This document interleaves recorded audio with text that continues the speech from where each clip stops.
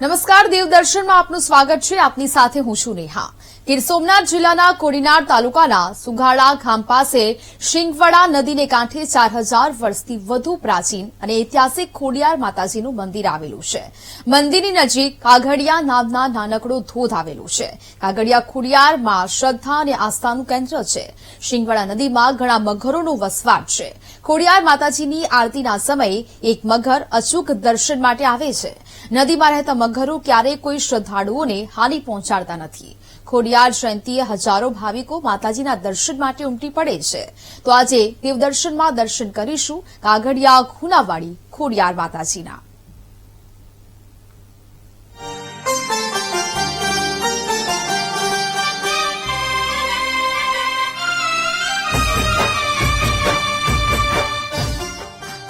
સુગાળા ગામ નજીકથી પસાર થતી શિંગવાડા નદીનો સુંદર નયનરમ્ય કાંઠો નદી કાંઠે વર્ષોથી ખોડિયારમાં બિરાજમાન છે.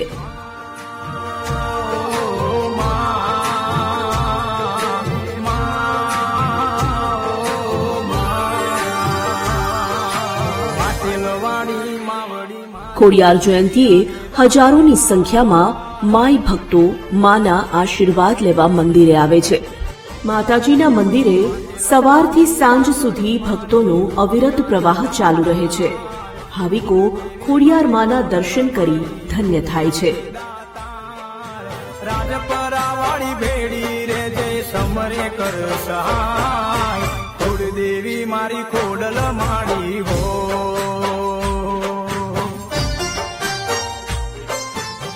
મંદિર પાસે નિરંતર ખળખળ વહેતો ઘાઘડિયાનો ધૂનો નયનરમ્ય નજારો ઊભો કરે છે.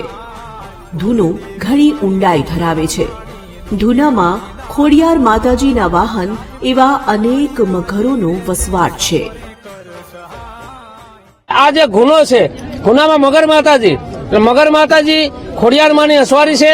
અને જયારે માતાજીએ પતાળ તોડ્યું હતું ભગવાનને પાણી પાવા માટે, અને ત્યારે મગર માતાજીને મેળવા આવે છે ત્યારે માતાજી એને સોનાની નથ પણ પહેરાવે છે. અને એ પછી એને માતાજી વરદાન આપે છે કે મારા પેલી તું પૂંજાઈશ અને મગરની હસવારી કેવા છે. માતાજીના મંદિરનો ઇતિહાસ જોઈએ તો લોકવાયકા મુજબ 4000 વર્ષ પહેલા જગતિયા ગામે કર્ણનો અવતાર ગણાતા શેઠ જગડુશા થઈ ગયા. તેઓએ અન્નક્ષેત્ર અને સદાવ્રત કાયમ માટે ચાલુ રાખ્યું હતું.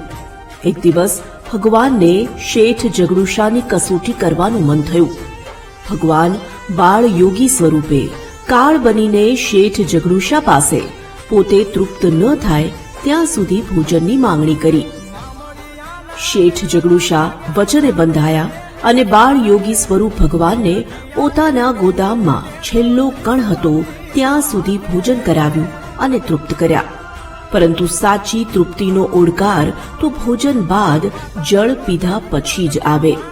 એટલે શેઠ જગડુશા બાળ યોગી સ્વરૂપ ભગવાનને ભોજન બાદ જળ પણ વિશાળ માત્રામાં જોઈશે તેમ સમજીને કાગડિયા ધૂના પાસે લઈ ગયા. જ્યાં વિપુલ માત્રામાં જળ પીધા બાદ ભગવાન તૃપ્ત થયા અને શેઠ જગડુશા પર પ્રસન્ન થઈને આશીર્વાદ સાથે વરદાન આપ્યું. તે જ કાગડિયા ખોડિયાર માની જગ્યા. ભાવનગરમાં બેઠી મારી ભેડિયા વાળી આય રાજપરાવાળી રાજી રે જે સમરે કર સહાય માટેલવાડી માવડી મારી હો. કે શેઠ જગડુશાએ કાળને ધરવા માટે આ જગ્યાએ લાવ્યા હતા. શેઠ મા ખોડિયારમાં સાક્ષાત અહીંયા પ્રગટ થયા હતા અને શેઠ જગડુશાને કીધું કાળને કે અહીંયા જેટલું તમારે પાણી પીવું હોય એટલું પી શકો. અને મા પ્રગટ થયા અને આ ધરાની અંદર આ ઇતિહાસમાં ક્યારેય પાણી ખૂટ્યું નથી માના આશીર્વાદથી. અને કાળે ધરો પાણી પીધું છતાંય આ ગુનાની અંદર અલૌકિક શક્તિને કારણે મા ખોડિયારની પાણી એક બૂંદ પણ ઓછું ન થયું અને કાળ અહીં ધરાય છે. ઇતિહાસમાં એમ કહેવામાં છે ક્યાંય પણ વરસાદ હોય ન હોય પણ આ સોરઠની ધરામાં દાખલા કે ઘાટવડ વિસ્તારની અંદર આ માનો ગુનો છે. આ વિસ્તારની અંદર હંમેશા માટે લીલોતરી જ રહે છે અને ક્યારેય પણ પાણીનું અહીં પણ એક ટીપું પણ ખૂટતું નથી. ગીરના કોડીનાર તાલુકાના સુગાળા ગામ નજીક આવેલા ખાગડિયા ધુનાવાળી ખોડિયાર માતાજીનું મંદિર અતિ પ્રાચીન છે. માતાજી સાક્ષાત સ્વરૂપે બિરાજમાન છે. શેઠ જગડુશાની પ્રાર્થના બાદ માતાજીએ પાતાળમાંથી અમૃતરૂપી અફાટ જળરાશિ ભરી હતી, જેનું જળપાન કરી ભગવાન તૃપ્ત થયા હતા. દૂર દૂરથી ખોડિયાર માતાજીના દર્શને ભાવિક ભક્તો આવે છે. માતાજીમાં તેમની શ્રદ્ધા અતૂટ છે, એટલે જ પોતાના જીવનમાં રહેલા સુખ શાંતિને તેઓ માતાજીના આશીર્વાદ માને છે. ભેડિયાવાળી આવશે મારી મગર થઈ સવારી. માતાજીની કૃપા એટલી છે કે અમારા ઘર-બાર છે એ સદાયને માટે માતાજીની આશીર્વાદ રહે છે અને માતાજીના દર્શન કરી અને ધન્યતા અનુભવીએ છીએ. તમારી કઈ મનોકામના પૂરી થઈ? અમારી મનોકામના એ છે કે અમારા જે આખા વિશ્વના જે લોકો છે એ સુખ શાંતિ અને એકતામાં રહે એમાં અમે માનીએ છીએ. સવાર સાંજ માતાજીની આરતી દરમિયાન એક મગર અચૂક મંદિર નજીક આવે છે અને આજ દિન સુધી કોઈ પણ માઈ ભક્તને મગરે હાનિ પહોંચાડી નથી અને સાચી શ્રદ્ધા આસ્થા રાખતા ભાવિકોને મગરના દર્શન થાય છે. મા ખોડિયારમાંનું સત હોવાનું માનવામાં આવે છે. માતાજી ભક્તોની મનોકામનાઓ પૂર્ણ કરે છે. ખોડિયાર માતાજી શ્રદ્ધાળુઓને ખોળાનો ખૂંદનાર આપે છે.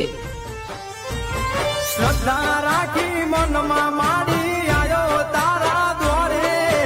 બાલુડાની ભેડી રે જે ચડજે મારી વારે.